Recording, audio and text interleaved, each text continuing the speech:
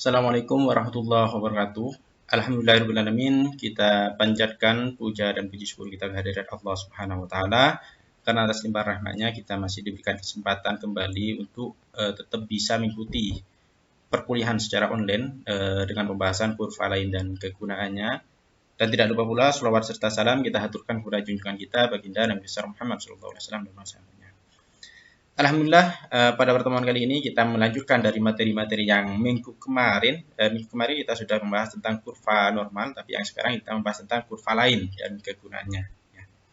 Terus selanjutnya kita masuk ke materi ya. Pada pokok bahasan di sini ada dua pokok bahasan ya, sub pokok bahasan yaitu distribusi Q kuadrat dan distribusi F. Ya. Nah, di sini ada Q kuadrat. Kita perhatikan Q kuadrat. Ya, ini luas secara keseluruhan kalau kita pahami dari materi yang awal itu sama dengan 1. Tapi kalau diambil dari yang paling tinggi di sini di garis tengah, maka yang separuh ke kiri ini 0,5, separuh ke kanan ini 0,5. Akan tetapi di sini yang dimaksud dengan Q kuadrat adalah luas yang di sini, luasnya yang ke kiri ya. Jadi alfa atau P luas daerah arah yang ke kiri. Ya. Tapi kalau misalkan ditanya yang ke kanan arahnya, maka kita pakai rumus 1 dikurangi alfa atau 1 dikurangi P ya. Maka rumusnya di sini Q kuadrat P dk ya, atau alfa dk ya, sama saja ya, cuma di sini perbedaan lambang yang digunakan.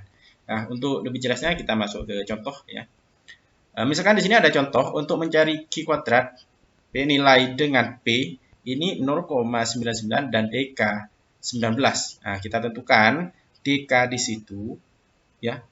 dk atau V-nya kita tentukan terlebih dahulu, ya ini V atau dk. Maka cari yang ke bawah. 19 yang mana? Nah, ini yang 19. Setelah itu kita cari dari P-nya atau alfa ya. Alfanya di sini 0,99. Kita cari mana 0,99? Ternyata di sini. Nah, setelah ketemu 19 dengan 0,99, kita tarik ke bawah 0,99 dan 19 kita tarik ke kanan. Di sini ternyata ketemu nilai 36,1902. Maka kita bulatkan ya. Tinggal kita masukkan ke rumus karena dicari P-nya 0,99, maka kita taruh di depannya ini ya, X atau Q kuadrat di sini 0,99 dengan 19 dk-nya ya. dk-nya 19, maka atau V-nya 19, maka didapatkan data 36 atau nilai 36,2. Didapat dari mana? Didapat dari tabel ini. Ya.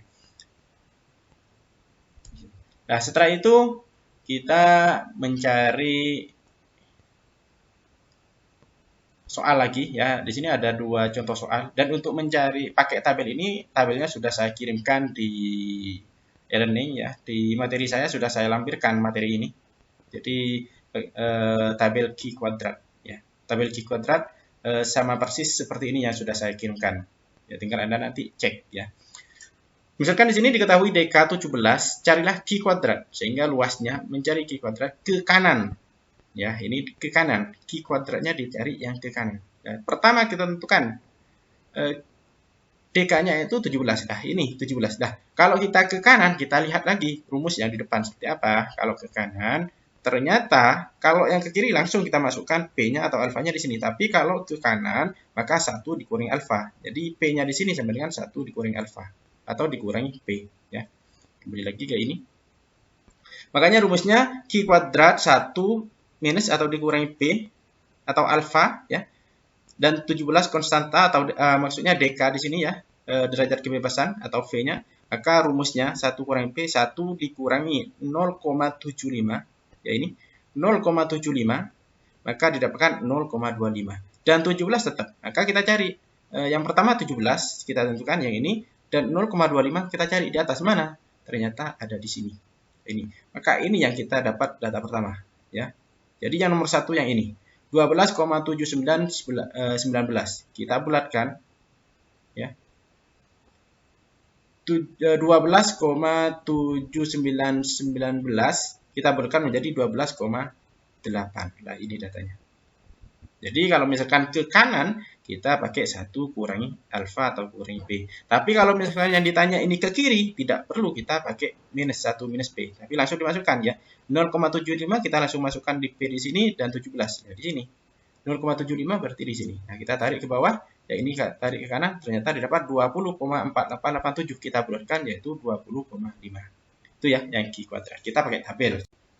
Untuk selanjutnya yaitu kita belajar tentang distribusi F, ya. Yang mana distribusi F di sini kebalikannya dari distribusi Q kuadrat. Kalau Q kuadrat ini yang ke arah kiri yang diarsir, tapi kalau yang F di sini yang ke arah kanan. Akan tetapi di sini ada dua rumus yang akan kita gunakan nanti, ya.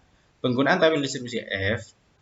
Yang pertama, tabel distribusi F, DK atau V-nya, kalau ke kiri dan probabilitas yang digunakan 0,05, maka langsung masukkan ke rumus ini. Jadi kalau misalkan ada soal, diketahui DK-nya sekian, N1 dan N2-nya, atau DK1, DK2, atau V1, V2, saya gunakan N1, N2 karena tabel yang saya gunakan di situ tulisannya N1 dan N2, ya, penyebut dan pembilang, ya.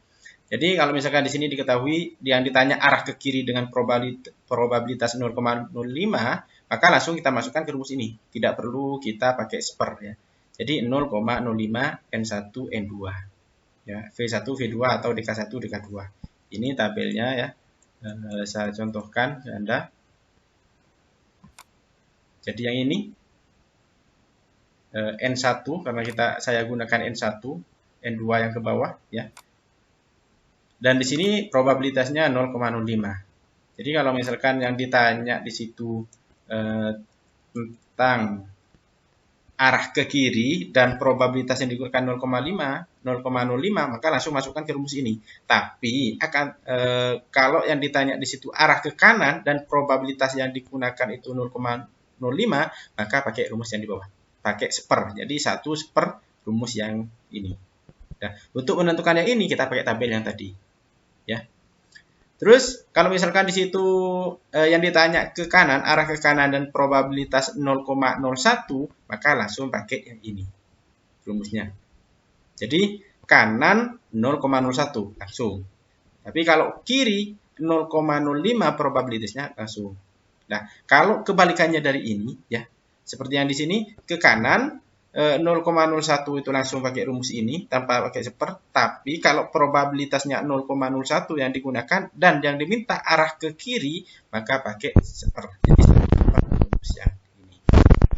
Bedanya dengan yang tadi yang di atas, kalau ke kiri dan probabilitasnya 0,05 langsung pakai rumus ini, ya. Jadi F 0,05 N1 N2. Akan tapi kalau misalkan ditanya yang ke kanan, tapi probabilitasnya yang digunakan adalah yang 0,05, maka bisa.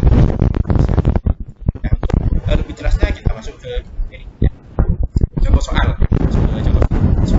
Yang pertama diketahui DK pembilang 9. DK-nya pembilangnya ini yang ke bawah dan pembilangnya ini yang ke samping, ya, ini, ya, N1 atau V1 atau DK1, dan penyebutnya di situ adalah 20, maka yang ke bawah. Nah, yang ditanya di sini kita perhatikan yang pertama 0,05. Nah, kita pakai tabel 0,05. Mana tabelnya aslinya? Ya ini. Tabel aslinya yang ini, ya. Yang kita gunakan 0,05. Jadi melihat soal itu yang pertama kita lihat ini probabilitas yang kita gunakan 0,5. Makanya tabel yang kita gunakan 0,05. Setelah itu kita lihat arah ke kiri, ke kanan atau kemana, ya. Kalau ke kiri ternyata 0,05 di sini kita lihat rumus yang awal. Kalau ke kiri maka langsung pakai rumus ini. Nah, sini. Makanya di sini langsung kita masukkan F 0,05, ya, karena ini diminta 0,5. Nah, ini 9 ini yang pembilangnya 9 dan penyebutnya itu 20, ya, ini. Nah, setelah kita tentukan F 0,05, ya, titik koma 9,20, maka kita tentukan 9 ini, ya, kita tentukan. Setelah itu N yang kedua atau V yang kedua itu 20. Setelah itu kita tarik garis, ya, pertemuan garis ini, maka ini nilai dari F 0,05 titik koma 9,20, ya, ini nilainya 22,39. Ini kalau ke kiri dan yang digunakan 0,05, berarti normal langsung masuk ini. Akan tapi kalau pertanyaannya yang kedua ini ke kanan tapi yang digunakan 0,05, maka tabelnya yang kita gunakan 0,5, tapi di sini karena ke kanan maka langsung pakai yang seper, ya, ini, ya. Perhatikan yang nomor 2, ya. F sama dengan 1 atau seper, ya. F 0,05 9,20. Nah, tadi kan sudah diketahui 2,39 ya. Tadi ya ini. Atau kita lihat di tabel di sini ya. 2,39. Hasilnya dari ini 2,39, maka 1 dibagi 2,39 yaitu hasilnya 0,42. Untuk soal yang nomor 3 ya. Yang dicari F ke kanan 0,01. Nah, kalau ke kanan berarti kita langsung kalau ke kanan dan yang digunakan probabilitas 0,1 maka langsung pakai F 0,01 titik koma ya 9,20. Cara mencarinya sama ya. Yang pertama tentukan yang 9 ini arah 9, setelah itu tentukan 20-nya, setelah itu tarik ya ke kanan dan tarik ke bawah. Yang ini nilai 3,46. Ini didapatkan ini. Kalau ke kanan ya 0,01 ke kanan langsung pakai rumus ini. Sama dengan ke kiri 0,05 langsung. Tapi kalau misalkan yang probabilitas 0,01 dan arahnya arah yang ke kiri, maka rumusnya pakai seper. Jadi 1 per F rumusnya yang tadi ya.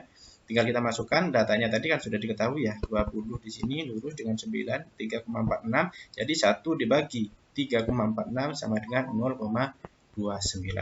Itu ya. Jadi kalau yang normal itu F ke kanan dengan 0,01. Jadi langsung tidak pakai seper, atau F ke kiri pakai 0,05. Tapi kalau pakai 0,05 yang arahnya ke kanan maka pakai seper. Pakai 0,01 probabilitasnya pakai 0,01 dan arahnya ke kiri maka pakai seper.